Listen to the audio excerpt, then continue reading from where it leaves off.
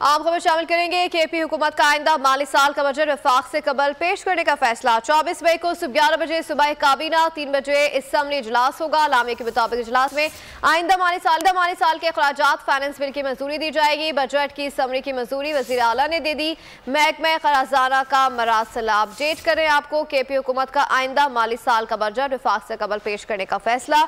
24 मई को सुबह 11 बजे सुबह काबीना, 3 बजे इसम्बली इजलास होगा। लामे के मुताबिक इजलास में आइंदा माली साल के अखराजात फाइनेंस बिल की मंजूरी दी जाएगी। बजट की समरी की मंजूरी वजीर आला ने दे दी है। मज़ीद जानते हैं ब्यूरो चीफ ज़ाहिर शाह शराजी से। जी ज़ाहिर शाह शराजी, आगाह कीजिएगा, क्या डिटेल्स आ रही हैं? जी बिल्कुल, पहली दफा शायद सूबे की तारीख और मुल्क की तारीख में है कि सूबा जो है वो बजट पहले पेश करेगा कौमी असम्बली के बजट से पहले।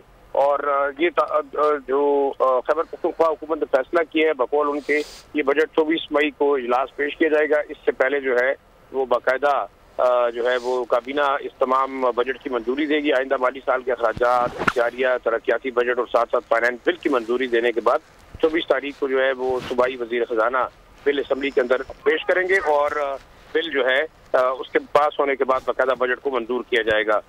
मौक़िफ़ ये दिया गया है क्योंकि फेडरल गवर्नमेंट की जानिब से अभी महासिल नहीं आए।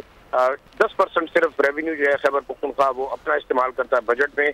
90% जो है वो विफाक के ऊपर डिपेंडेंट होता है और साथ साथ world bank, Asian development bank और जो दूसरे मालियाती इदारों की इमदाद के ऊपर। तो अब देखना ये होगा कि 10% के हिसाब से खैबर पख्तूनख्वा हुकूमत अपने बजट के अखराजात कैसे पूरे करती है। अगर विफाकी हुकूमत उनको नेट हाइडर प्रॉफिट, साथ साथ डिविजिबल पूल में से हिस्सा और चीफ पेशावर ज़ाहिर शाह शराजी आगाह कर रहे थे। आपका बहुत शुक्रिया।